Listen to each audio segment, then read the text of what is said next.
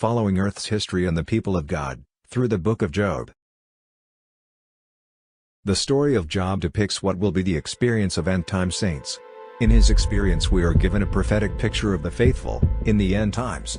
Although his book is not a prophetic book like Daniel and Revelation, yet still it contains prophetic references that can be connected to events that took place before and after the time of Job. These prophetic references trace God's people and Earth's history from the rebellion of Lucifer to the end times.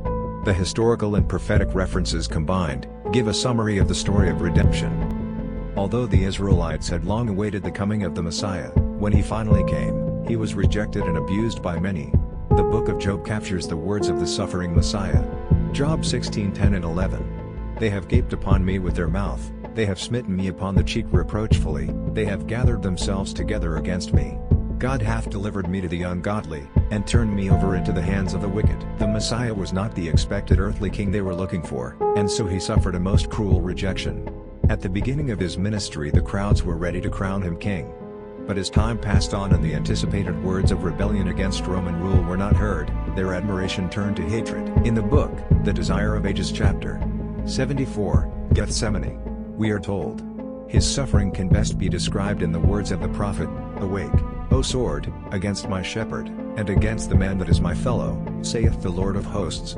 As the substitute and surety for sinful man, Christ was suffering under divine justice. He saw what justice meant. Hitherto he had been as an intercessor for others, now he longed to have an intercessor for himself. In Job 30:10, Job speaks of having some similar experiences as Jesus. He says, "They abhor me, they flee far from me, and spare not to spit in my face." In the final hours of Jesus' life, many of his friends flee far from him. The very nation who were to look for his coming, despised him. Like Job, his enemies spared not to spit in his face. Truly it can be said of Job that he took up the cross of Jesus and followed him. And he did it hundreds of years before Jesus walked the earth. Job may well be asking us, do you glory in the cross of Jesus? James 5:10-11, says, "Take, my brethren, the prophets, who have spoken in the name of the Lord, for an example of suffering affliction, and of patience. Behold, we count them happy which endure. Ye have heard of the patience of Job, and have seen the end of the Lord, that the Lord is very pitiful, and of tender mercy." The tender mercy of a loving God was shown the greatest in the giving of his Son, as a ransom for fallen man. But how is man's Savior treated?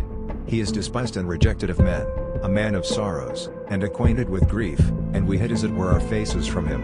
He was despised, and we esteemed him not. Surely he hath borne our griefs, and carried our sorrows, yet we did esteem him stricken, smitten of God, and afflicted. But he was wounded for our transgressions, he was bruised for our iniquities, the chastisement of our peace was upon him, and with his stripes we are healed. Behold, the man. He suffered, for you, and I. Will you accept him, today?